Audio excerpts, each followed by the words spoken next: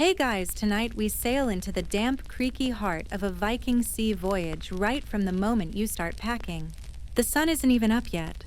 Your fingers are numb. The ground crunches with frost, and your longhouse still smells faintly of smoked fish and sheep. Outside, the fjord lies black and still, like it's waiting for something. And it is you. The first thing you need is your sea chest. No fancy padlocks here, just a solid wooden box iron-banded with a lid carved by your uncle back when he still had two thumbs. You pack it the same way every time, because if you forget your cloak or your flint, you probably won't survive this. Vikings may be feared raiders, but they're also chronically cold, frequently wet, and often just one spoiled oat sack away from starvation. So before you get comfortable, take a moment to like the video and subscribe, but only if you genuinely enjoy what I do here. And hey, let me know in the comments where you're listening from and what time it is, where you are. Now dim the lights, maybe turn on a fan for that soft background hum, and let's ease into tonight's journey together. Your hands run over the chest's rim as you mentally tick off your list. First in, a small bag of dried mushrooms. Not for fun. These are your medicine, your energy, your backup food. If the sea gods get angry, then your fire starter kit, flint steel and a greasy wad of birch bark wrapped in leather. You've learned never to trust dry wood when the North Sea's involved. Tucked underneath that goes a whalebone comb. Not just vanity, though. Vanity's part of it. Lice are relentless little warriors, and combing your hair is one of the few ways to feel semi-human on the fourth day of rowing in damp wool. A pouch of salt follows. Not because you're trying to flavor your fish. Please don't get your hopes up. But because salt means trade. A pinch here, a barter there. Salt is power, just slightly less stabby than a spear. You grab a pair of carved bone dice and slide them into the side compartment. There will be long, miserable hours when even the most bloodthirsty Viking starts craving distraction. Dice and riddles keep your mind off hunger, and the guy 2 rows over who hasn't bathed since Yule. Next, the iron cooking pot, small blackened and slightly dented. It once belonged to your grandmother, who probably used it to ward off frost spirits and boil turnips in equal measure. You wedge it in with a wooden spoon in a clay bowl. Don't laugh. You'll fight a man for that bowl once supplies run low. Now you reach for the waterproofed pouch of extra woolen socks. Technically, they're foot wraps, not modern socks, and they itch like a love spell gone wrong. But frozen toes are a quick path to gangrene, and frankly, your pinky toe's been looking at you funny lately. Some Vikings bring a small bit of cloth soaked in pine resin. You do too, because pine smoke rubbed into your hair and underarms masks the worst of the sweat. Sort of, at least until the bilge water sloshes in. Historians still argue whether every Viking brought a seax, a single-edged knife, or if that was mostly a farmer's tool.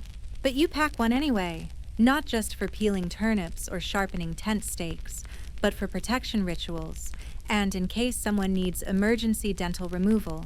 Before closing the lid, you place a tiny wooden horse figurine on top, hand-carved, smoothed by time. It's nothing special to look at, but your sister gave it to you the day before your first raid. You've nearly drowned 3 times since then, but the horse, dry every time. You sit back for a second, staring into the flickering torchlight. The chest is packed. It looks deceptively small, doesn't it? Like it holds a weekend's worth of inconvenience instead of a month's worth of survival conquest and hopefully loot. And then comes the oilcloth. You fold it carefully and lay it across the top. You learn the hard way what salt water does to wool, or bread, or your mood. Finally, you close the chest and fasten the latch. It's ready? You're ready. Kind of, because no matter how many times you sail, there's always that flicker in your chest. That voice whispering, will this be the trip they tell stories about? Or the one where your bones feed the fish? That thought stays with you as you hoist the chest onto your back and head out into the cold. You stagger slightly as the chest digs into your shoulder. It's not the weight, it's the memories inside.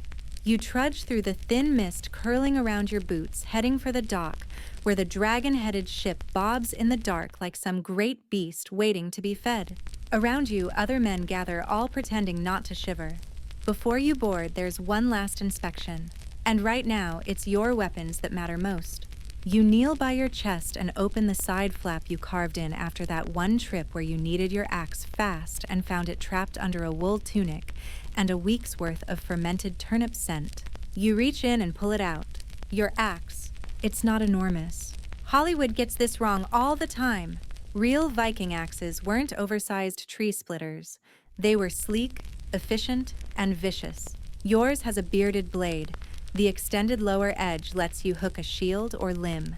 You honed it yesterday. It shines like a cold moon. Then your seax. It's more than a knife. It's your companion used for cooking, carving, threatening, and once prying open a jar of pickled onions. That was a tense afternoon. The man guarding the onions still walks with a limp. If you're lucky or rich, you also carry a sword. Not everyone gets one. Swords are expensive, symbolic, loaded with meaning. If you're carrying one, it probably has a name.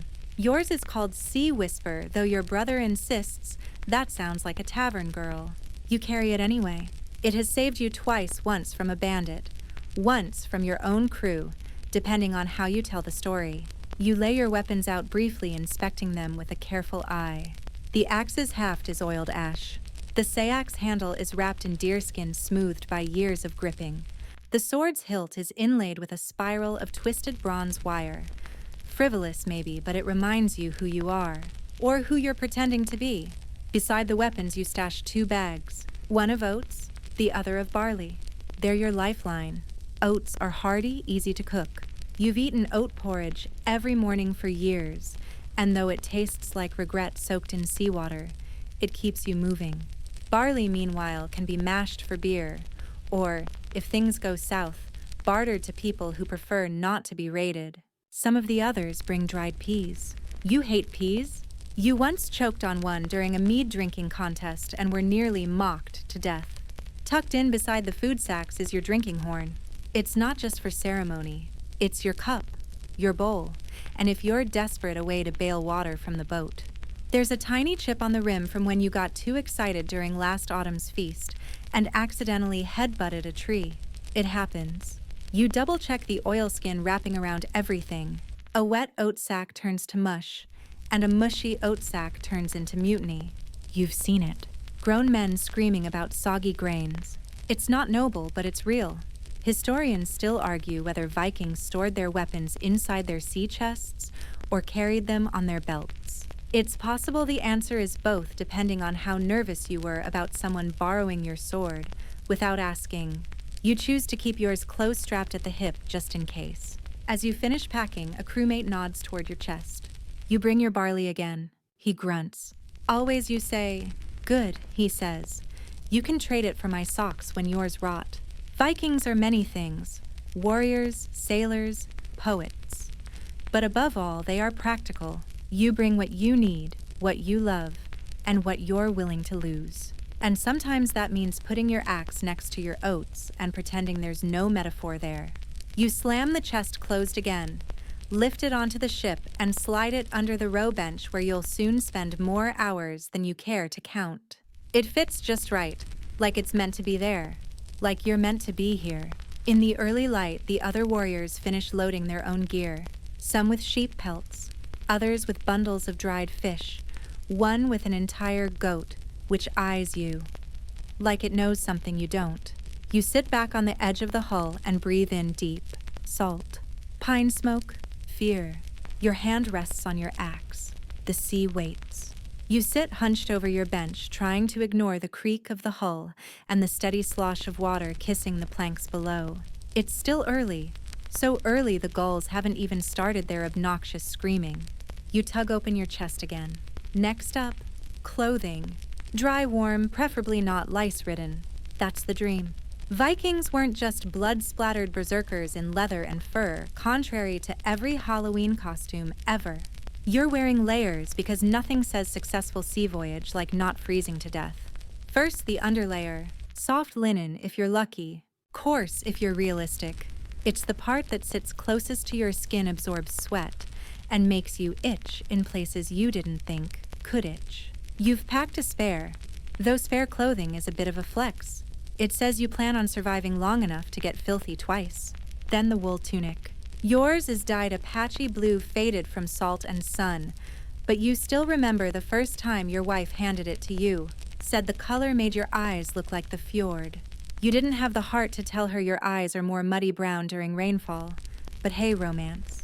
Into the chest it goes folded, sort of. Next. Trousers. Wool again. Scratchy, yes, but better scratchy than hypothermic. Some men wear leg wrappings, strips of cloth spiraled around the calves. You packed 2 pairs. One is brown. The other was once white, but is now suspiciously green. For cold nights and cold days and cold mornings and afternoons, when someone spills fish water on you, you bring your cloak. It's thick, heavy, and fastens with a bronze brooch shaped like a serpent biting its own tail. You found it on a previous raid, or possibly under a tavern bench. Origins are blurry. A fur-lined hood follows. It's not fashionable. It makes you look like a confused bear. But when the wind claws at your ears, you'll thank the bear gods you brought it. Historians still argue whether fur cloaks were standard for all Viking voyages or reserved for the wealthier warriors. Most agree that animal skins wolf-bear sheep showed status region and how recently you'd clubbed something. You wedge in a pair of soft-soled leather shoes. These aren't for fighting. These are for walking off the ship pretending your ankles don't hurt and trying not to fall face first into the mud. They're worn at the heel and smell vaguely like regret. Now for the less glamorous essentials. Linen strips. Bandages. Sure. Makeshift belts. Absolutely. Emergency toilet cloths. Let's not talk about it. You pack them all the same. And of course your belt. Wide leather and full of little pouches and hooks. Vikings loved utility. You're basically an early medieval Batman. You also tuck in a small scrap of wool dyed deep red. Not because it's functional, but because red is power. Some say warriors wore red into battle to hide the blood. Others say red was sacred. You just think it looks cool when it flaps behind you dramatically. Near the bottom of the chest is your linen sleeping wrap. It stiff smells faintly of mildew and has a stitched rune in one corner, a gift from your mother. It means safe travels, though the way the thread frays around the symbol makes you wonder if she crossed her fingers while sewing. Quirky tidbit. One of your crewmates wears socks made from human hair. Yes, really. Supposedly a gift from a lovesick woman who believed it would protect his feet from blisters and curses. He's had trench foot twice since then, but he swears by them. You carefully lay your clothing in a particular order. It's a ritual now, one you developed after that time. You packed your cloak under your goat cheese and spent the entire voyage smelling like dairy despair. Everything is where it needs to be. Organized chaos. Like your life. You glance at the others. One man is repacking his chest for the 4th time. Another is sitting on his arguing with a raven perched nearby. The bird is winning. You sling your cloak over your shoulders, fasten the brooch, and feel a little more like the warrior they all think you are. Then you sit and wait. The ship groans under its own anticipation. Your clothing is packed. Your armor, such as it is worn. You are ready to face wind water and whatever poor village doesn't see you coming. The sea waits. Again, you reach into your chest and touch the smooth bone charm tucked near your cloak. It's not there for show. It's protection. You whisper a quiet word, something between a prayer and a promise, as your fingers close around the cool surface. Because now it's time to bring the gods. Every Viking voyage is blessed or doomed, depending on whom you ask. You're not the most religious in the crew, but you're also not a fool. You bring what you need to survive, and that includes favors from above and below. First out is your Thor's hammer pendant, Mjolnir carved in iron strung on a braided cord. Not just a symbol of strength, but of protection.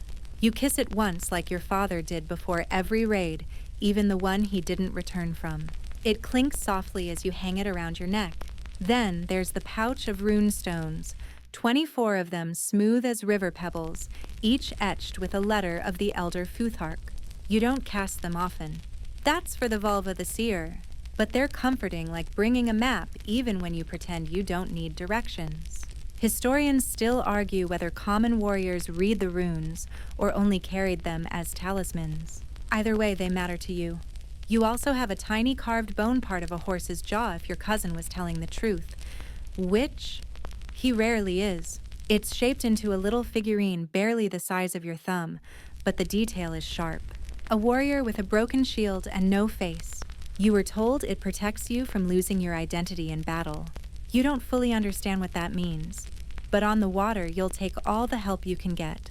There's also the amulet stitched into the inside of your cloak, a silver disc etched with what might be a wolf or might be a cow, depending on the light. You don't remember where it came from, just that you've never gone to sea without it. You can't afford to question its magic now.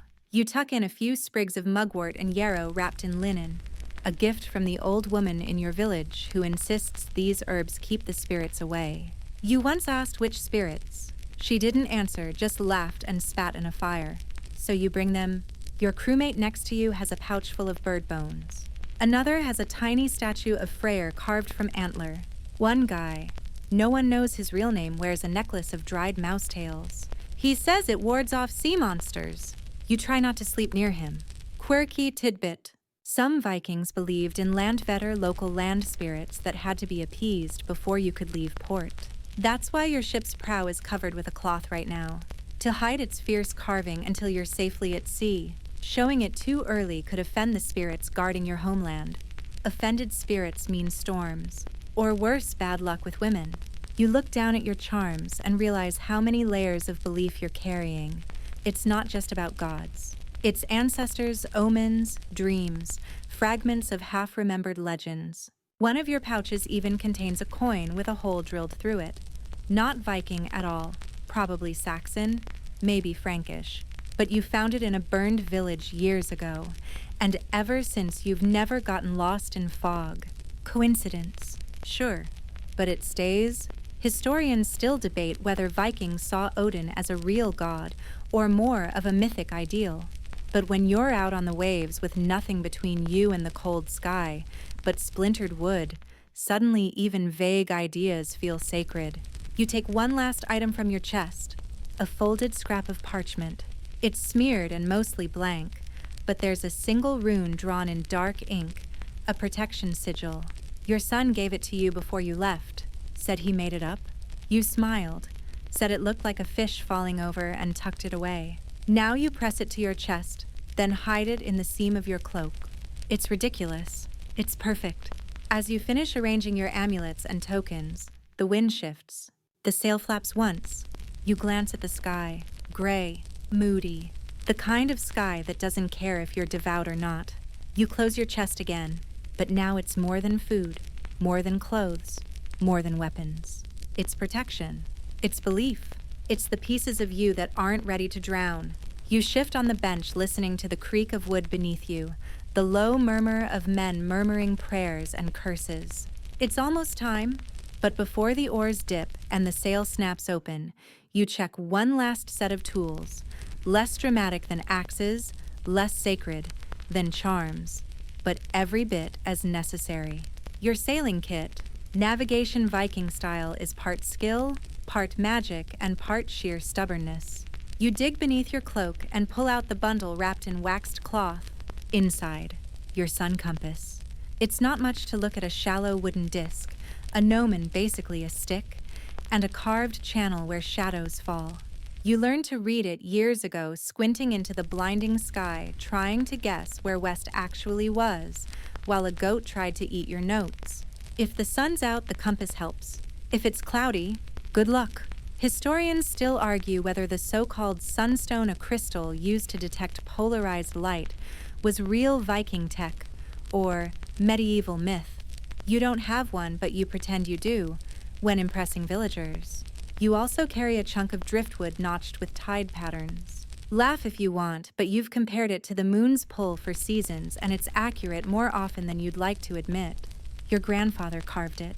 Claimed he got the idea from a dream. Or too much fermented herring. Same thing. And then there's your rope. Not the big kind used for rigging, the small kind knotted with markers. It's a measuring rope.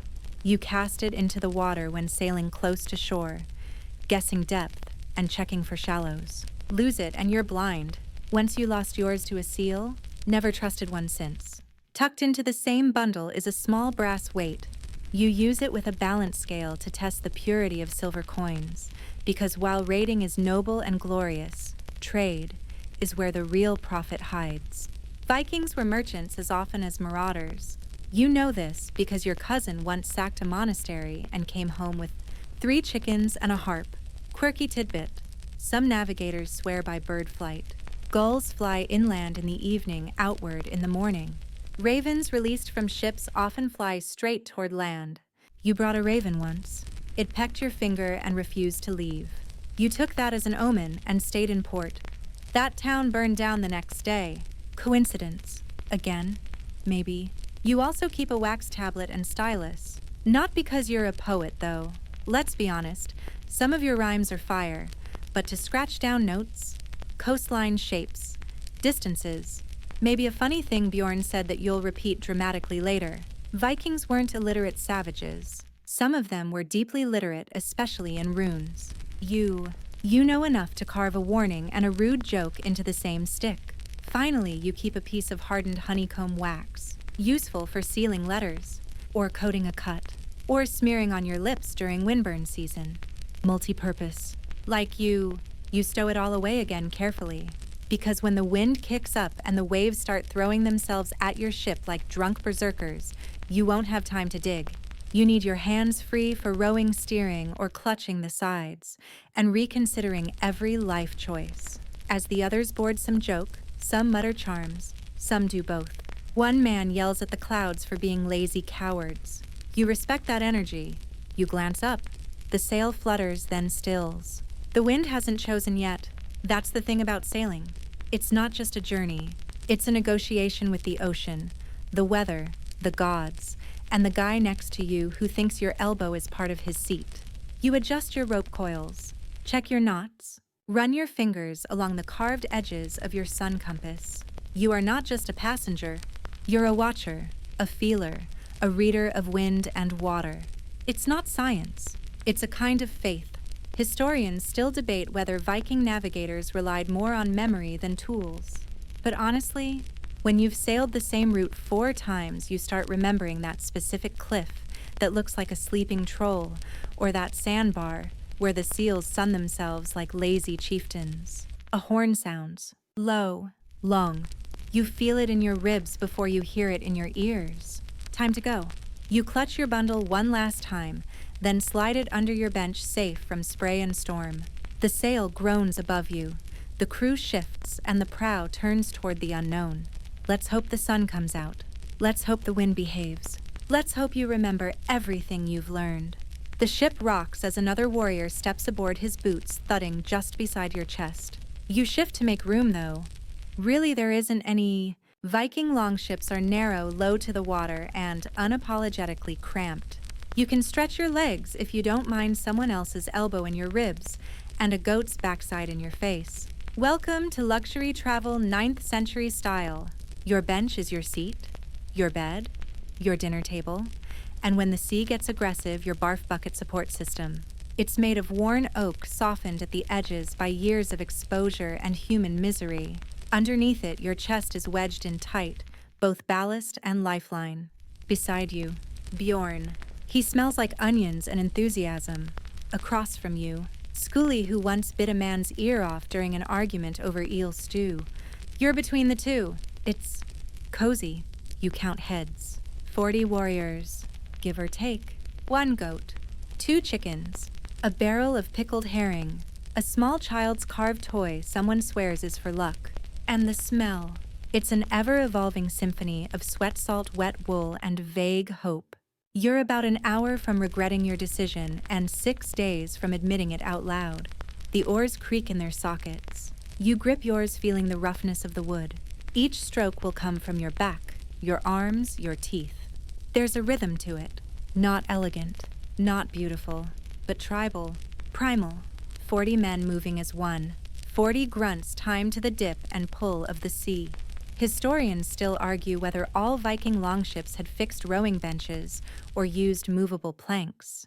You've tried both. Neither is comfortable. One just gives you splinters in a more exciting place. Someone starts singing. It's a chant, low and rhythmic, one of those wordless tunes meant to hold the pace. You join in because not singing would make you the weird one. Soon the boat is filled with sound wood, slapping water voices vibrating through ribs and beams, the occasional belch. The goat contributes with a bored bleat. You hope that's a blessing? There are jokes, of course. Always are. Jokes about who's going to fall overboard first. Jokes about the goat being better company than half the crew. Jokes about the last raid and how Eric tripped over his own sword and knocked himself unconscious before battle even started. You were there. You saw it happen. Still funny. You lean back against the side of the ship, catching your breath after the first hour. Your shoulders already ache. The man behind you is humming. You hate that song. You say nothing? Quirky tidbit. Some Vikings brought their own wooden stools, portable seats to use in port towns or long camps. But on the ship, nobody gets fancy. The only cushion you'll find is a rolled-up tunic or a particularly generous chicken. The sail goes up finally, catching a decent gust, and the oars slide back inside. Everyone breathes out at once. It's not quite relaxation. It's just relief that you won't have to row for the next hour. Maybe 2, maybe 5 minutes if the wind changes its mind like it often does. The shift from rowing to sailing is sharp. Your arms stop working, but your brain starts again. You listen to the sail creaking, the water slapping the hull, the occasional snore from someone already napping. You keep one hand on your belt, just in case. You watch the others. One man's rebraiding his beard. Another's checking his arrows, pulling them from a waxed linen case and inspecting each tip. You admire the routine. There's something calming about warriors fussing over fletching. There's not much space between you. The deck is shared personal space, a myth, privacy, a legend. But there's also camaraderie here. You've bled beside these men, stolen with them, laughed until your guts hurt, and cried in secret when no one was looking. This ship is your world now, for better or worse. Historians debate whether longship crews were strictly organized or more fluid. Some say each man had a fixed role. Others argue it was a chaotic democracy of yelling until someone obeyed. From your experience, it's both. The yelling definitely happens. The waves slap the hull with a bit more force. You brace automatically. No one panics, not yet, but you all feel it. The sea's a moody beast. One moment a placid lake, the next a drunk giant throwing furniture. Still for now, the sail holds. The wind is with you, and no one's fighting over fish. You lean back, rest your hand on your chest, and let yourself drift. Not into sleep, not quite, but into that sailor's trance. Half aware, half ready. You know better than to relax fully, because you're only ever one gust away from needing every ounce of strength and every charm you've ever packed. The wind groans in the sail like a tired ghost with opinions. You shift your weight on the bench, rubbing a cramp from your thigh. Around you, the crew settles into that strange middle space of travel, not yet far from home, not yet close to danger. It's quiet now, which means someone's about to ruin it. And sure enough, Bjorn starts singing. It's not a bad voice, but it's bold, loud. The kind of singing that says, I've had too much mead in my life, and not enough consequences. The tune is familiar, an old ballad about a maiden, a jealous cow, and a sword fight that no one wins. It's ridiculous. You join in on the chorus anyway. Soon more voices rise, some on pitch, others heroically not. The sound floats over the sea like a drunken seagull, and just like that, the mood shifts. The ship feels lighter somehow. Not less dangerous, just less tense. Like laughter is a shield against drowning. You reach for your pouch and pull out your bone dice, carved with crude little runes smoothed by years of palms and salt air. You rattle them in your hand and throw them on the deck between your boots. Snake eyes. Again. You decide not to take that as a sign. The goat watches disapprovingly. Games pass the time. So do insults. A crewmate challenges another to a riddle contest. The prize, a strip of dried fish and public shame. The loser must row double shifts tomorrow. The riddles are dirty, poetic, and entirely unprintable. You try not to laugh when someone mispronounces thunder thighs and accidentally proposes marriage to a cabbage. Quirky tidbit. Some Viking crews composed verse mid-voyage, turning daily misery into skaldic poetry. You've written a few lines yourself, mostly odes to porridge and curses against seagulls. Not great art, but it rhymed. Someone pulls out a small drum goat hide stretched tight over a bent frame and beats a rhythm as the chant rises again. Now it's not just a song, it's a war cry in progress. You all start stomping the planks with your boots, shaking the longship like a wooden heartbeat. It's moments like these that matter. Not the silver, not the glory. This sound of warriors laughing before they fight is why you came back after the first voyage. Even if you'll never admit it, the chant turns to a roar. Arms go up. Someone slaps someone else's shoulder. Skuli throws a fish at Bjorn. It misses and hits the goat. The goat retaliates by trying to eat the fish. Bjorn apologizes. The goat does not. Historians still argue whether these songs were structured or purely improvised. Some claim they followed the alliterative verse of Eddic poetry. Others say it was mostly grunting and yelling timed to oar strokes. Honestly, both seem correct. Right now, you're halfway between a sea shanty and a tavern brawl. Then, without warning, the mood dips. The sea darkens by a shade. A cloud passes low and heavy, trailing its shadow across the deck. The drum fades. The laughter stops. Even the goat blinks. You look at the horizon. Nothing yet, but you all feel it. A change. The kind that makes sailors check their knots and tighten their cloaks. One of the older warriors, Eric gray-bearded and mostly deaf, starts muttering to himself. You catch only a few words. Rand's fingers. Wave wolves. Dead men's eyes. No one laughs now. You reach down and finger your Thor's hammer charm. Just in case. The longship keeps moving, slicing through water now streaked with foam. You resume singing quieter now. Less joke, more mantra. You sing not for fun, but for courage. It's strange how fragile the line is. 1 minute you're joking about fish and socks. The next you're humming to keep fear out of your lungs. You pass the dice to the next man and lean back again, eyes flicking toward the sail. Still full. Still holding. You try not to think about what's ahead, but it's there in the way. No one's shouting anymore. In the way the drum now sits silent. In the way every man starts checking his belt, his blade, his boots. Because music is armor, but silence is the sharpening of knives. You feel the first splash before you see it. Cold, sharp, right down the back of your neck like a particularly vindictive ghost slapped you with a wet eel. You jerk upright. More drops follow, then a wave crashes against the hull, soaking your knees and sending the goat into an indignant panic. The storm's here. There's no warning with these things. No polite drizzle. No brooding thunder in the distance. Just bam! The sea decides it hates you now.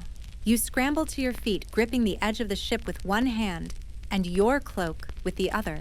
The wind howls, turning your sail from a friend into a thrashing monster. The ropes scream. The mast groans.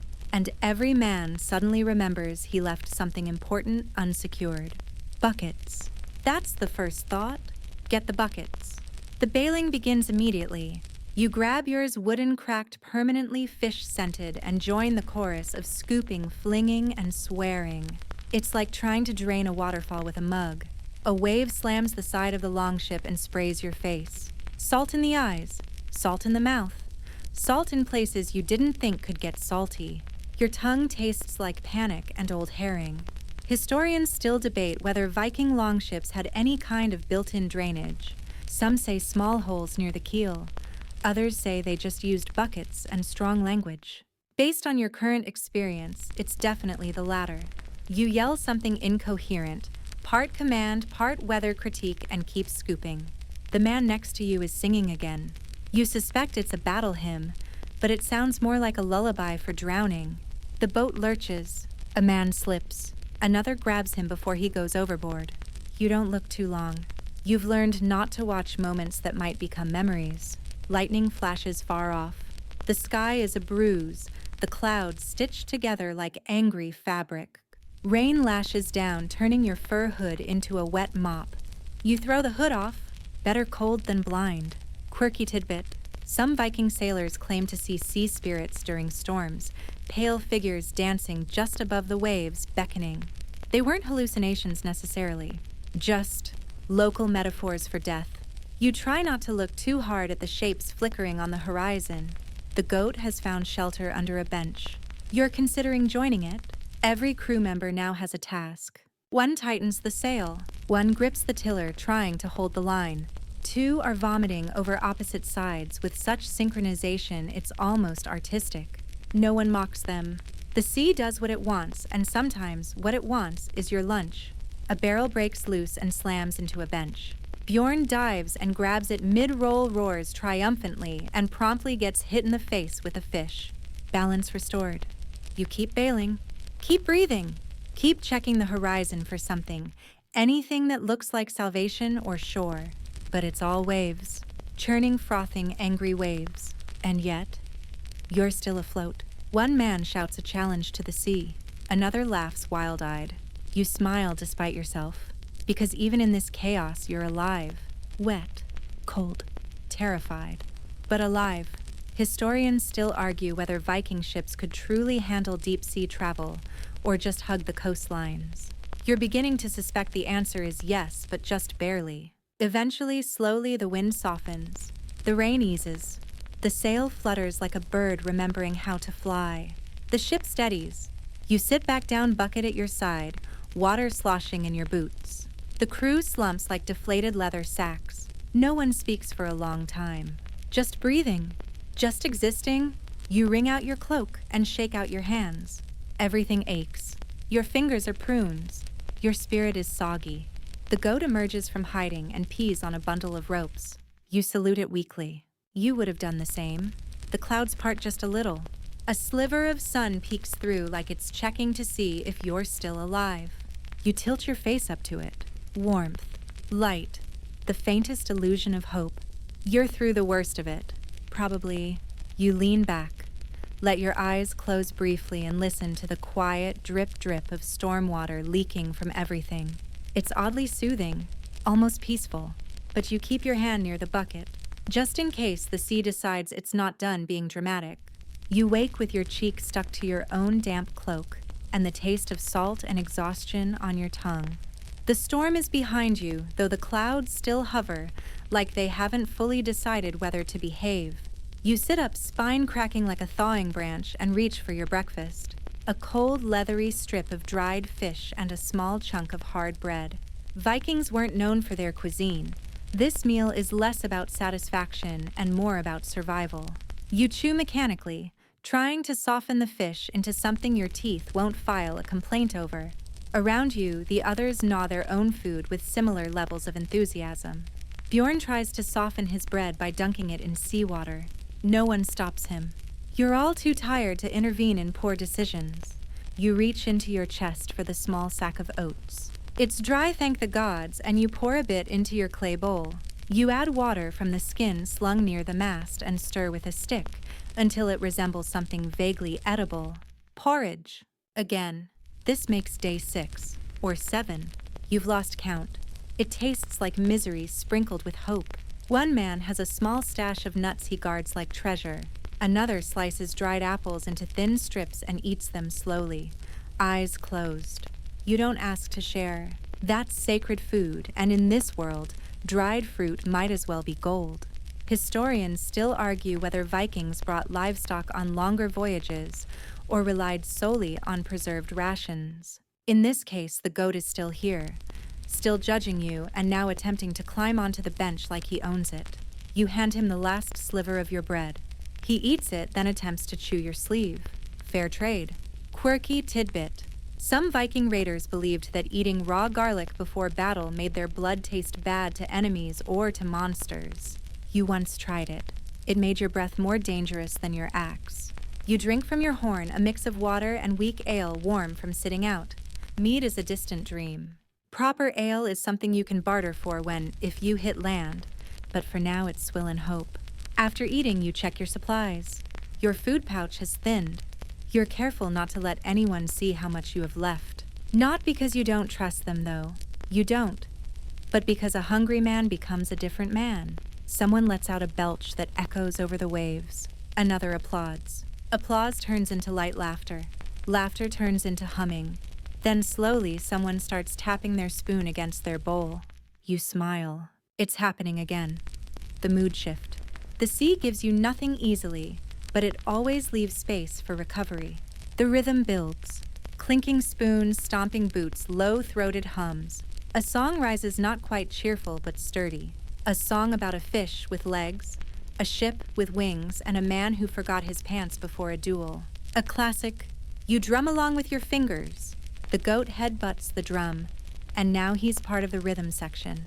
The man next to you improvises new lyrics about the goat being the best warrior aboard. You don't disagree. You take this moment to close your eyes again, just for a bit, not to sleep but to savor.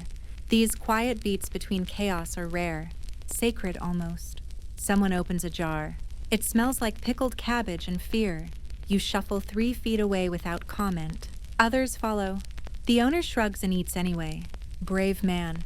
Historians often overlook the mental toll of sea voyages, how days blend, how hunger shrinks your world, how you cling to jokes like lifeboats. You know the truth. Food isn't just sustenance. It's rhythm, structure, a small ceremony of normalcy in the middle of madness. Later, when the sun peeks through again, you spread your cloak to dry it on the deck. Others do the same. The ship turns into a floating laundry line. Wet wool, linen, fur, all flapping in the breeze. A ridiculous sight, but a hopeful one. You drink the last of your weak ale and sigh. You've got enough food for a few more days? Maybe longer if the fish are kind, or the next village is unguarded. You lean on your oar like it's a throne, and look at your crewmates soaked, smelly, half asleep, and grinning like fools. You wouldn't trade them for anything, except maybe a hot meal and a dry pair of socks. But that's another dream. Land.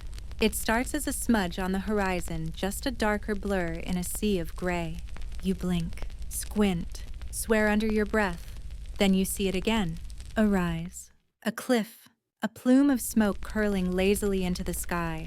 That's no cloud. That's cooking fire. That's people. The others see it too. The longship hums with energy, a low murmur sweeping across the deck. Cloaks are tightened. Axes are checked. Helmets adjusted. The goat sniffs the air and bleats once, either an omen or just bad timing. You lean forward, heart thumping a little faster. This is what you came for. Not the rowing. Not the storms. Not even the dried fish songs. This moment of arrival is why you packed your chest, kissed your son goodbye, and risked everything. The shoreline grows clearer with every gust. Trees, smoke, the faint shimmer of rooftops. You can almost smell the hearth fires, almost hear the hammering of tools. You imagine someone chopping wood, someone singing while they tend goats, someone who has no idea what's coming. The ship turns slightly and the crew falls quiet. Each man wraps himself in silence, preparing. Some whisper prayers, some spit, some just stare as if trying to memorize this exact shade of water before it's stained red. You reach for your axe. You test its weight. It feels right, familiar, hungry. You check your seax. You check your belt. You tug your cloak tighter. All ritual, but rituals matter now. Historians still argue whether Vikings preferred to strike isolated farms or walled towns. You know the answer. Whichever was easier. Glory's nice, but loot is better. And walls don't always mean strength. Sometimes they just mean more treasure trapped inside. Quirky tidbit. Some raiders believed in stepping onto land with their left foot. First meant good fortune in battle.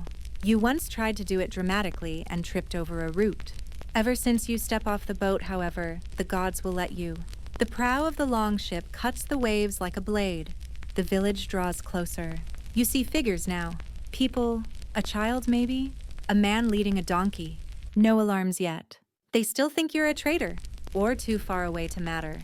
You flex your fingers. Stretch your neck. Your blood hums like a distant drum.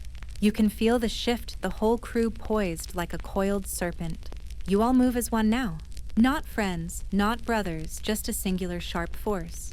You rehearse the landing in your mind. Jump into knee-deep water. Don't slip. Raise shield. Watch left flank. Keep your back to the trees. Hit hard.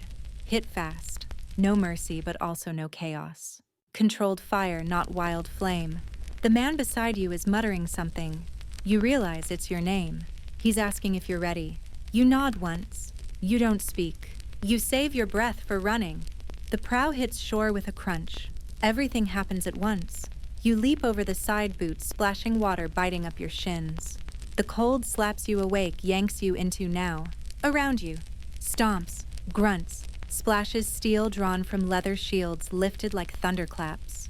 You move through it, past driftwood over pebbles, onto land. Your left foot lands first.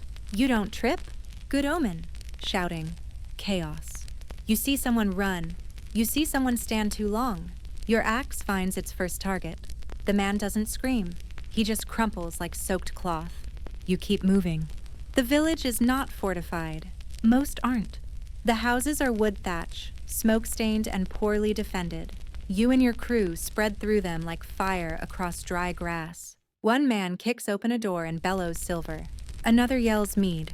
Bjorn just yells for the fun of it. He finds a copper bowl and acts like it's a king's crown. You grab what you can. Bracelets, brooches, a carved comb, a silver goblet, a pouch of coins small stamped foreign. Frankish, maybe. You don't care. You hear a scream. You don't look. You find a goat. It tries to bite you. You let it live. Fair's fair. Historians still debate the level of violence involved in Viking raids, whether they were calculated or indiscriminate. In truth, it depends. On the crew, on the village, on the wind that morning. You've seen raids end in peace. You've seen them end in ashes. This one, somewhere in between. Eventually it ends. The smoke clears.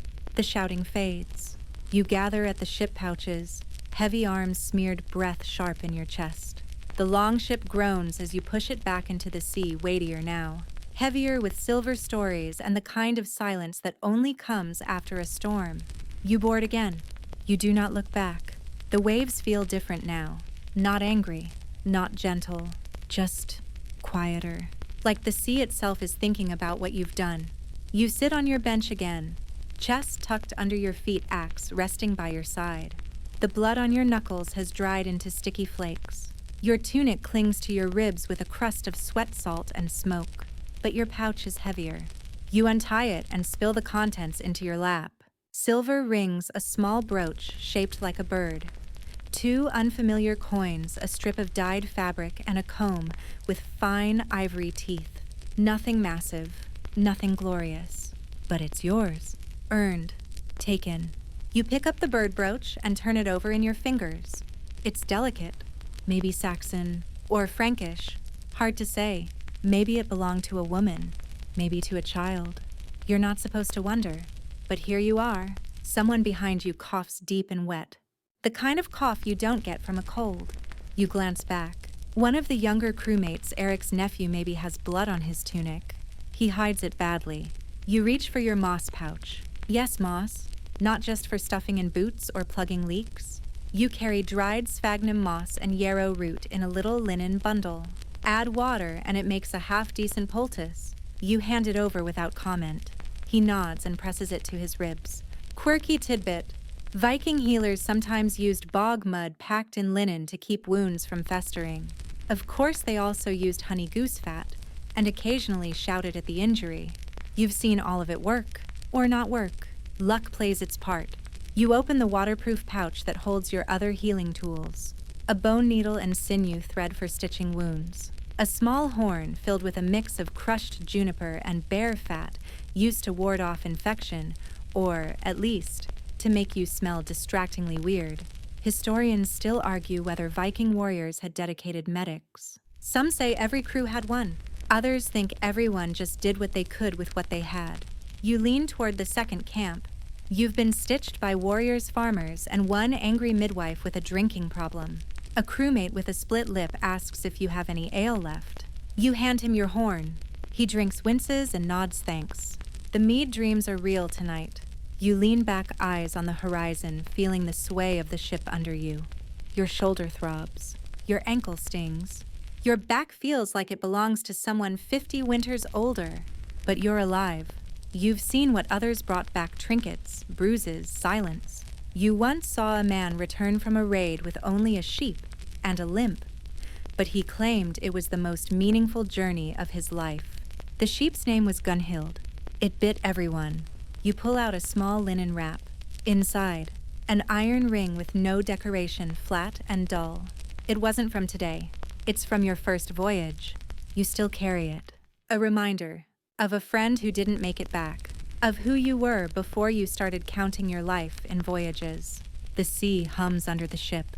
The sun is dipping now, red across the waves like a fresh wound. You tuck the trinkets back into your pouch, except the comb. That one you keep out. You run it through your tangled hair, wincing at every knot. Cleanliness isn't vanity, it's sanity. In a world of blood and salt and sweat, the small comforts are sacred. Someone starts singing again, a low tune. Not a war song this time, something slower, something that tastes like homesickness. You join in, quietly. The silver weighs heavy on your hip, but it's the memories that carry the most weight. You don't speak for the rest of the evening. Just mend your cloak with a bone needle and watch the moon rise. You've got moss under your nails, a bruise blossoming on your ribs, and half a tune in your head. And you're still here, night again. The sail is half furled, flapping lazily in the shifting breeze. The oars rest slick with seawater and sweat. Around you, the men settle into silence. Not sleep exactly, just that dazed, half-waking drift that comes after exhaustion has wrung everything out of you. You lie back against your sea chest. Its uncomfortable smells faintly of fish and somehow digs into your shoulder at exactly the wrong angle. But it's familiar. It's yours. And after a raid, anything that doesn't bleed or scream back is a luxury. A fire crackles in a shallow iron pan in the ship's center. Not a large flame, just enough to warm hands and dry a few strips of clothing. You watch the light dance across faces. Hard faces, young faces. Faces that seem to have aged 5 winters since yesterday. And then come the stories. Not the glorious ones. Not yet. First come the weird ones.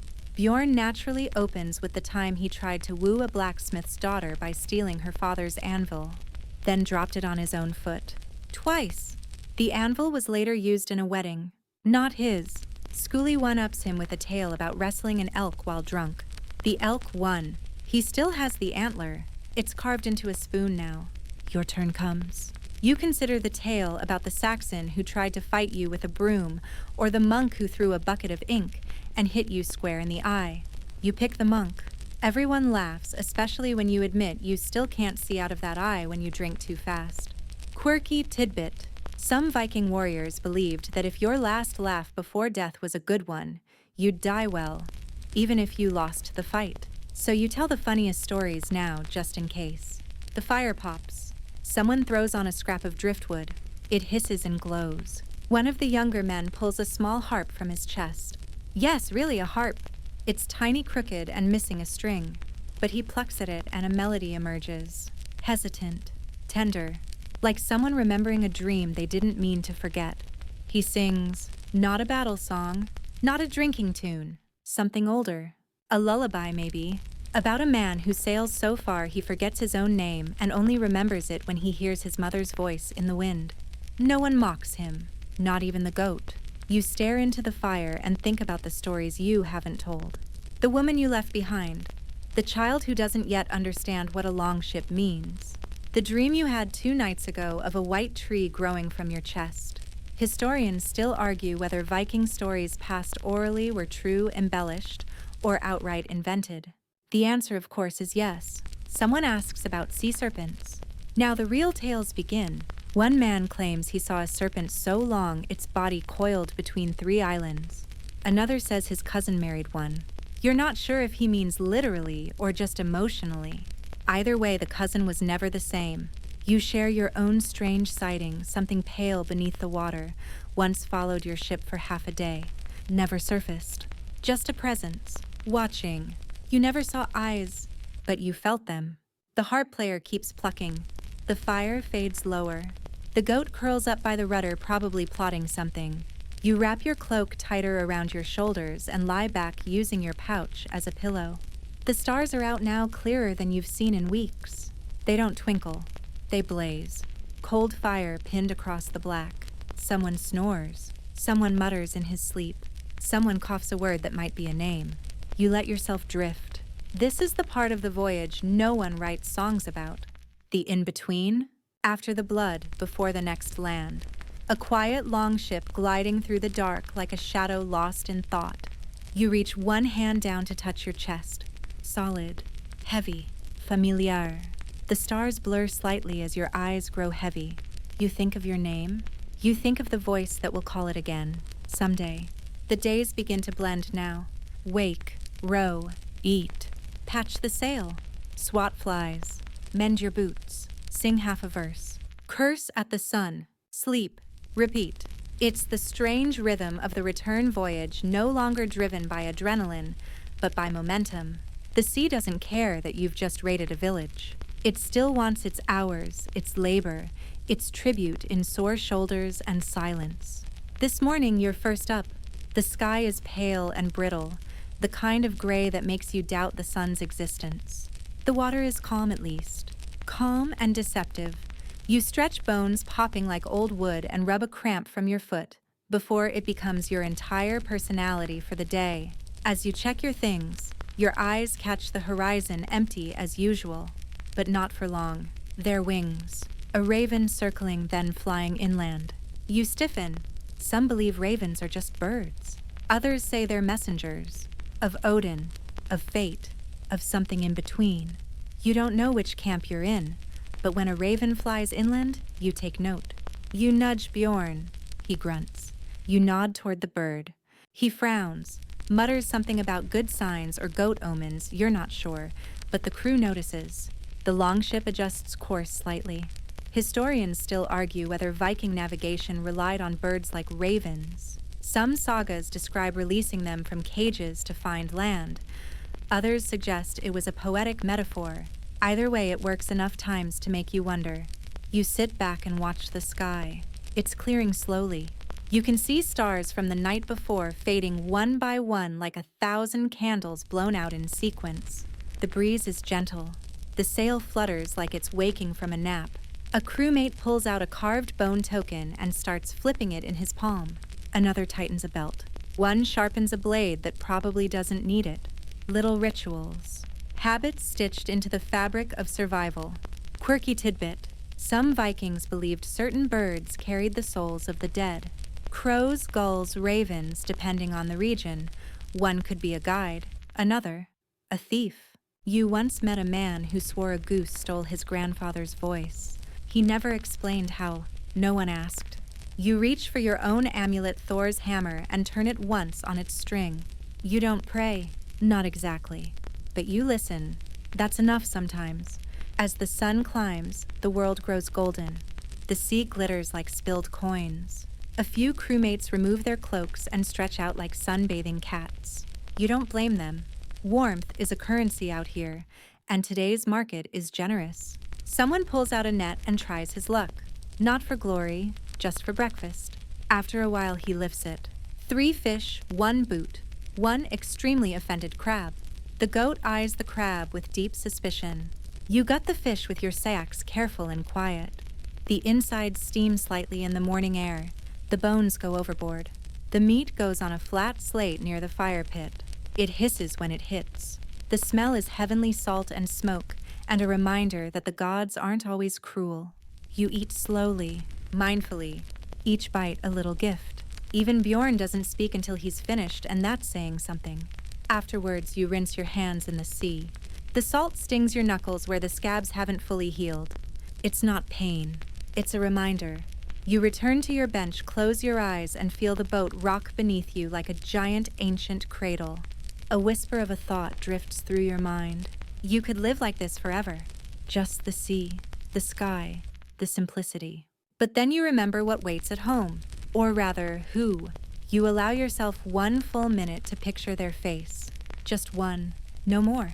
The sail snaps once. A gull cries out. Someone shouts land. You open your eyes. Not home, not yet. But something, a dot on the horizon. Trees, a beach. Smoke again. The raven reappears same direction. You smile. Tight. Knowing. You gather your cloak. Recheck your boots. Adjust your belt. Because whatever that land is, it's not just a place. It's a decision. And this time, the gods aren't steering. You are. You see it more clearly now. Land unmistakable. A jagged line of green and stone breaking the blur between sea and sky. It's close. Closer than expected. A second wind fills the sail. The ship glides forward like it knows where to go. You stand slowly, your knees cracking like old hinges. The others rise with you. No words. Just a quiet, shared awareness. There's something about new land, even when you don't know what it holds. Especially when you don't. It might be a trading post.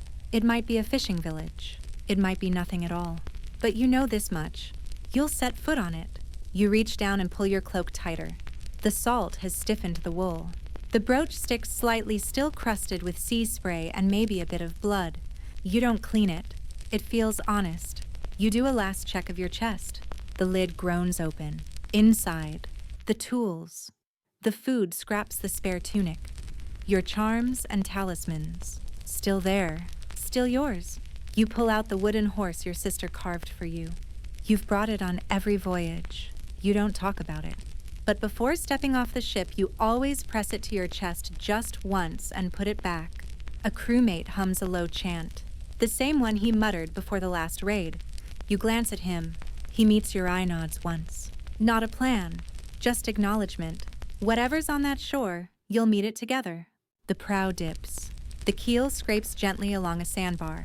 You're near enough now to hear the rustle of trees, the clack of gulls, the faint echo of wind across stone. You grab your axe. Historians still argue whether Viking crews approached land with intent or instinct. Charts were vague, winds were fickle, but somehow you always knew when it was time. A shape moves among the trees. A flash of fabric, a human shadow. You watch, wait, listen. Nothing. The shape's gone. Bjorn lifts the tiller. Skuli checks his shield straps. Everyone moves slower now, deliberate. You've learned not to rush into the unknown, unless you want to become a legend for all the wrong reasons. The anchor drops. Light. Quiet. The ship drifts to a near stop. You hear the groan of planks settling. A long pause. Then you step off. Boots hit sand. Cold. Damp. Soft. But firm enough to hold weight. The land smells different. Not home. Not familiar. But not hostile either. You walk up the beach eyes, scanning every shape. A driftwood log, a clump of seaweed, a dark stone that might be watching you, or might just be a rock with good posture. The others follow, some with blades drawn, some with open hands. You carry both. You reach the tree line and pause. No ambush, no greeting party, just the sound of leaves twitching in the wind. You crouch, run your hand across the ground. Pebbles, moss, a rabbit track maybe, or something pretending to be one. You straighten and glance back at the ship. It looks smaller now, like it always does when you've stepped away from it, like something you dreamed. Quirky tidbit, some Vikings buried coins or charms at landing sites to mark territory, or to buy safe passage from the land spirits. You've never done that. But this time you reach into your pouch and leave one silver ring behind tucked under a smooth stone. Not for superstition, for memory. Back at the shore, someone starts setting up a fire pit. Another's already scouting a place to camp. The goat has discovered a patch of grass and is chewing it with suspicious glee. It feels almost peaceful. You sigh. Let your shoulders drop for the first time in days. Historians often overlook these moments. The quiet landings. The unclaimed shores. The ones that weren't about raiding but resting. Watching, waiting. You sit on a flat rock looking out at the water. Behind you, forest. Ahead of you, the sea. And around you, silence that isn't empty, just patient. You press your fingers against the wooden horse in your pocket. Then let go. Whatever comes next, you're ready. Because now you're the one watching the horizon. And for once, it's the world that should be afraid of you. The camp is quiet now. The fire's down to glowing coals, soft and red, like the heartbeat of the earth itself.